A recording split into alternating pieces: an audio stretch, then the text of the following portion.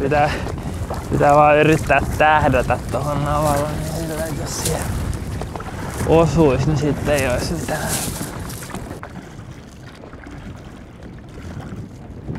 The coat of arms of Navalon is blazoned thus. A shield par dipper bend sinister engrailed green. Det här är bara rotvälska, jag förstår ingenting. Det här är då alltså grundlagen. Men för att komma till Navalon så behöver vi förstås en båt. Och den ska vi låna av Florian som bor här i det här fina trähuset. Hej! Hej! Hur mår du? Jag mår bra, tack. Yes. This is the boat. Forget the mess. Yes, that's a boat. It's maybe it's quite heavy. Yeah.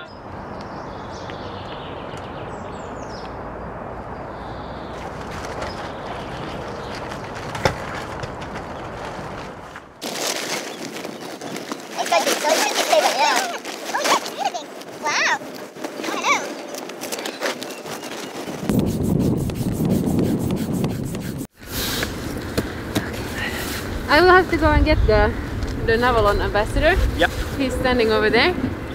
So I'll be right back. Sure. Okay, see you in a second. See you.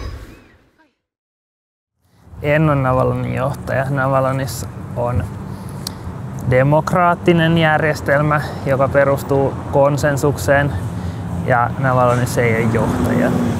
Myös lokkeja tuntuu asuvan aika paljon tuolla Navalonilla. Toivon, että ei tule mitään konflikteja, jos ne haluaa tehdä sinne pesiä tai jotain. Ei ollut mitään sodanjulistuksia, mutta roskausta on jonkun verran ollut, että siellä on jotain pizzalaatikkoja välillä löytynyt, että joku on käynyt. Mua ei itse haittaa mikään maahanmuutto, kunhan ei niitä roskia jätetä, mutta joku myös ui viime kesänä sinne ja poliisi kai sit kävi sitä hakemassa sieltä pois, mutta ei mitään sen kummempia. Unelma on kehittää sellainen itsestään kasvava orgaaninen saari, ja tämä keinotekoinen alusta on tavallaan laboratoriona. Se on joitain monivuotisia kasveja, jotka uusii muun muassa tyrnejä, merikaalia, tällaista. Kesäkuun alussa sitä alkaa tulla uusia istutuksia, tulee paljon kukkia ja tällaista.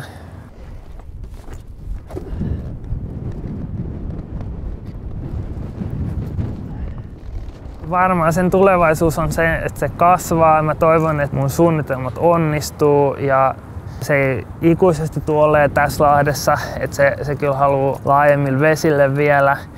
Varsinkin kun se tästä kasvaa, niin sen pitää jossain vaiheessa lähteä tästä niin kauan kuin se mahtuu tuolta sillan alta.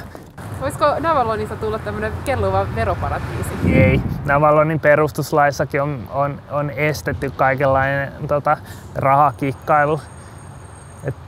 Sitä ei tule koskaan tapahtumaan.